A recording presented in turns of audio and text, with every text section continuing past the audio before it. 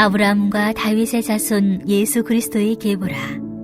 아브라함이 이삭을 낳고 이삭은 야곱을 낳고 야곱은 유다와 그의 형제들을 낳고 유다는 다말에게서 베레스와 세라를 낳고 베레스는 헤스론을 낳고 헤스론은 람을 낳고 람은 아미나답을 낳고 아미나답은 나손을 낳고 나손은 살몬을 낳고 살몬은 라합에게서 보아스를 낳고 보아스는 롯에게서 오벳을 낳고 오벳은 이스를 낳고 이스는 다윗 왕을 낳으니라.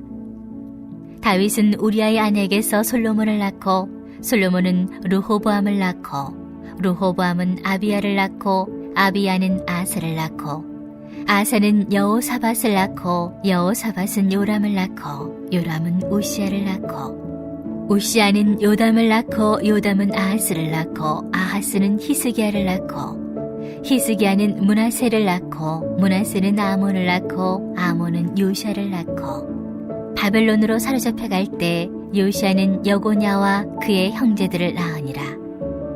바벨론으로 사로잡혀 간 후에 여고냐는 스알디엘을 낳고 스알디엘은 수룹바벨을 낳고 수룹바벨은 아비훗을 낳고 아비훗은 엘리야김을 낳고 엘리야김은 아소르를 낳고 아소르는 사독을 낳고 사독은 아킴을 낳고 아킴은 엘리옷을 낳고 엘리옷은 엘라스를 낳고 엘라스는 마단을 낳고 마단은 야곱을 낳고 야곱은 마리아의 남편 요셉을 낳았으니 마리아에게서 그리스도라 칭하는 예수가 나시니라. 그런즉 모든 대수가 아브라함부터 다윗까지 14대요 다윗부터 바벨론으로 사로잡혀 갈 때까지 14대요 바벨론으로 사로잡혀 간 후부터 그리스도까지 14대더라. 아멘. 하나님의 사랑과 평안이 말씀을 묵상하시는 모든 분들에게 가득하시길 주님의 이름으로 축복합니다. 오늘부터 우리는 마태복음의 말씀을 묵상합니다. 마태복음의 말씀을 묵상할 때 예수 그리스도를 더욱 깊이 알아가고 주님과 더욱 친밀해지시길 소망합니다.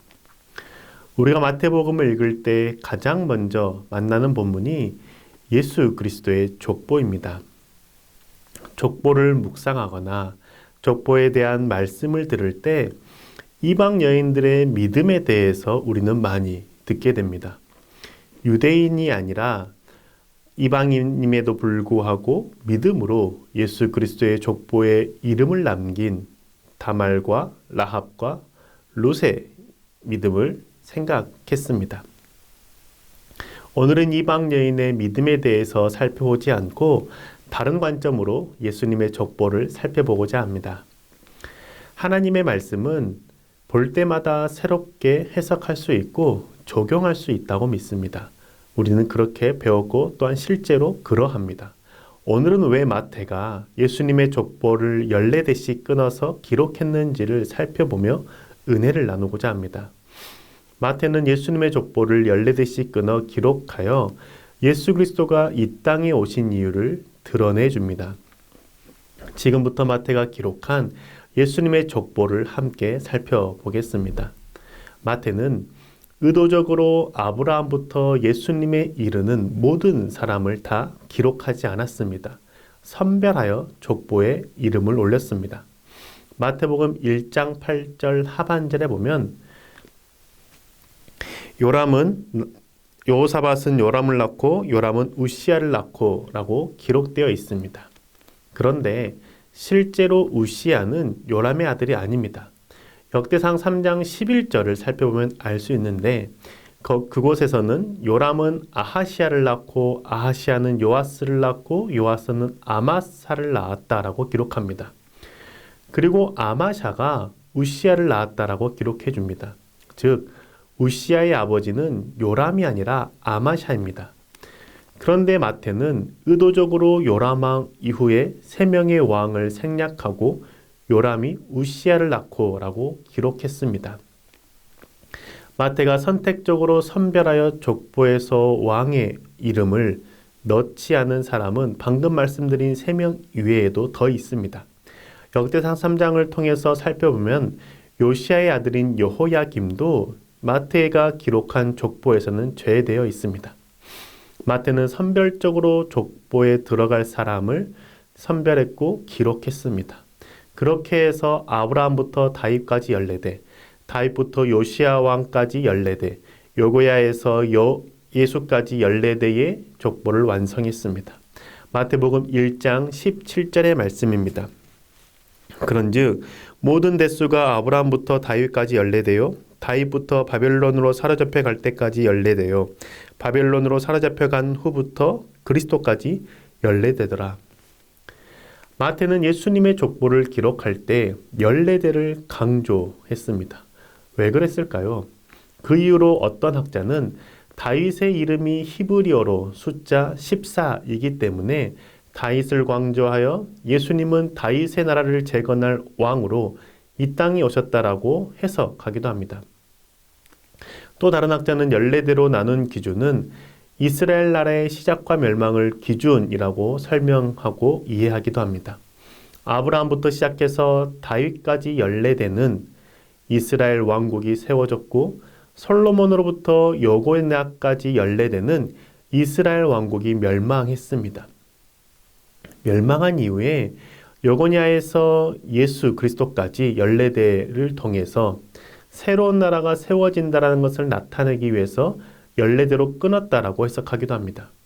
쉽게 설명하면 다윗이 눈에 보이는 왕국을 세운 것처럼 예수님께서는 영원한 왕국을 세우실 것을 강조하고자 마태가 14대씩 끊었다라고 해석하는 겁니다. 다윗이 강대국을 세운 것처럼 멸망한 이스라엘을 예수 그리스도께서 다시 일으켜 영원한 나라, 멸망하지 않는 하늘나라를 세우시는 분이심을 나타내기 위해서 마태가 14대씩 끊었다라고 해석하는 겁니다. 오늘은 저와 함께 또 다른 관점으로 오늘의 본문을 살펴보고 의미를 발견하기를 원합니다. 마태가 14대씩 끊을 때 다윗에서 요시야에서 다윗에서 끊었고 요시야에서 끊었으며 예수님에서 끊었다는 것을 통해서 우리는 그 의미를 해석할 수 있습니다. 첫 번째 14대의 마지막 다윗과 두 번째 14대의 마지막 요시야는 하나님의 마음에 합한 사람들입니다. 다윗은 우리의 아내와 동침함으로 죄악을 행했지만 다시는 동일한 죄를 짓지 않았고 하나님의 마음에 합한 자로 살았습니다. 사도행전 13장 22절의 말씀입니다. 다윗을 왕으로 세우시고 증언하여 이르시되 내가 이새의 아들 다윗을 만나니 내 마음에 맞는 사람이라 내 뜻을 다 이루리라 하시더니 하나님께서 내 마음에 맞는 사람, 내 뜻을 이루는 사람이 다윗이라고 말씀하고 계십니다. 그만큼 다윗은 하나님의 마음을 시원케 해드리는 자였고 하나님의 기쁨이 되는 자였습니다. 그리고 요시야는 하나님의 율법을 온전히 행한 유일한 왕이었습니다. 열왕기하 23장 25절의 말씀입니다. 요시야와 같이 마음을 다하여 뜻을 다하며 힘을 다하여 모세의 모든 율법을 따라 여호와께로 돌이킨 왕은 요시야 전에도 없었고 후에도 그와 같은 자가 없었더라.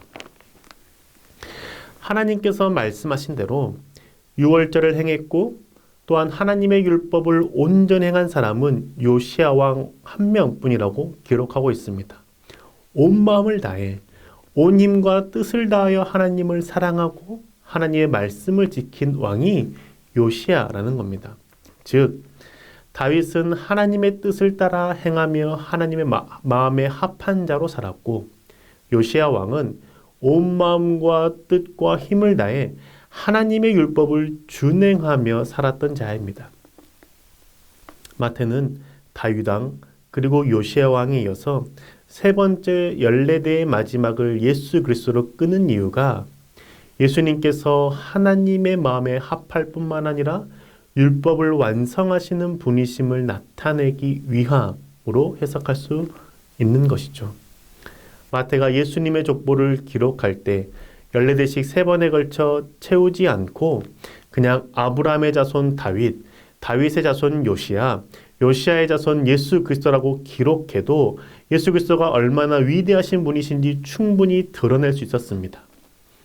아니 오히려 예수님이 어떤 분이신지, 얼마나 위대한 혈통과 믿음을 타고나셨는지 그 세 명의 이름만 기록했어도 쉽게 유대인들과 사람들은 알 수 있었을 겁니다. 그런데 마태는 그렇게 하지 않았습니다.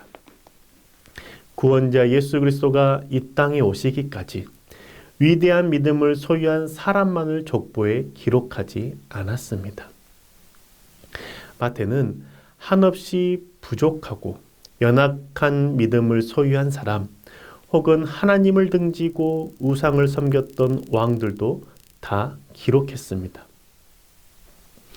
믿음의 조상 아브라함도 자녀를 주겠다라는 약속을 믿지 못하고 사라의 종 하갈과 동침하여 이스마엘을 낳았습니다. 그런 아브라함이 기록되어 있습니다. 이삭의 아들 야곱은 형을 속여 장자권을 빼앗았고 아버지를 속여 형의 축복을 가로챈 자입니다. 그리고 야곱의 12아들 중에서 가장 믿음이 좋고 하나님의 마음에 합한 자로 여겨지는 요셉, 그 요셉은 예수 그리스도의 족보에 기록되지 않았습니다. 야곱의 아들 중에서 며느리와 동침하여 자손을 낳은 넷째 유다가 예수 그리스도의 족보에 이름을 올렸습니다. 이방인이자 기생의 삶을 살았던 죄 많고 부정한 라합, 그 라합도 예수님의 족보에 이름을 올리게 됩니다. 하나님 마음에 합한 다윗 왕의 아들이지만 노년에 하나님을 버리고 이방신을 섬긴 솔로몬도 예수 그리스도의 족보에 이름이 남겨집니다. 솔로몬의 자손들 대부분 율법을 버렸고 하나님을 떠났으며 구원의 길에서 벗어나는 삶을 살았지만 그럼에도 불구하고 예수 그리스도의 족보에 이름을 남겼습니다. 심지어 남유다 왕들 중에서 가장 악하고 하나님을 분노케 한 므낫세 왕도 그 구원자 예수 그리스도의 족보에 이름이 기록되었습니다. 므낫세 왕이 얼마나 악을 행했는지 요시야 왕이 하나님을 온전히 따르고 율법을 준수했음에도 불구하고 남유다를 멸망시키시기로 한 그 결단, 하나님께서 돌이키시지 않았습니다. 멸망당해 포로의 삶을 살다가 하나님의 은혜로 풀려나 예루살렘이 귀환하여 성전 건축에 참여했고 힘썼던 스룹바벨도 예수님의 족보에 이름을 남겼습니다. 구원자 예수 그리스도께서 이 땅에 오시는 족보 속에는 믿음이 훌륭한 사람만 기록되지 않았고 죄악에 물들었던 사람, 하나님을 배신하고 악을 행했던 사람, 하나님의 말씀에 온전히 순종했던 사람 등 다양한 사람들이 기록되어 있습니다. 예수님의 족보를 통해서 우리는 하나님께서 온 인류를 구원하시는 역사는 인간의 어떠함에도 흔들리지 않는다라는 사실을 알게 됩니다. 때로는 믿음이 있는 자를 통해서, 때로는 악인을 통해서, 때로는 멸망시킴으로, 때로는 다시 회복시킴으로 예수 그리스도를 통한 구원의 역사는 이뤄가셨습니다.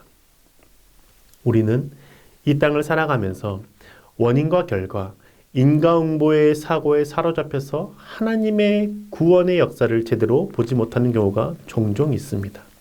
저 사람은 악하기 때문에, 악을 너무나 많이 행하기 때문에 구원받을 수 없다라고 생각하고, 이 사람은 착하게 살기 때문에, 법 없이도 사는 사람이기 때문에 죽기 전에 구원을 받을 것이라고 생각하기도 합니다. 그런데 하나님께서 이루시는 구원의 역사는 인간의 어떠함과 상관없이 전적인 하나님의 주권과 섭리 속에서 이루어집니다. 믿음의 조상 아브라함도 믿음을 끝까지 지키지 못하고 이스마엘을 낳는 실수를 하기도 했고, 하나님의 마음에 합한 왕 다윗도 우리아의 아내와 동침함으로 악을 행하는 실수를 범하기도 했습니다. 하나님의 율법을 온전히 행한 요시야는 건강하게 장수하는 복을 누리지 못했고 애국과의 전쟁에서 죽어 단명하기도 했습니다. 이처럼 하나님께서 구원의 역사를 어떻게 이뤄 가실지 우리는 예측할 수 없고 또한 온전히 이해하지 못합니다. 그렇지만 한 가지 확실한 것은 하나님의 주권과 은혜와 섭리로 반드시 하나님이 시작하신 구원의 역사는 이루어 가신다는 겁니다.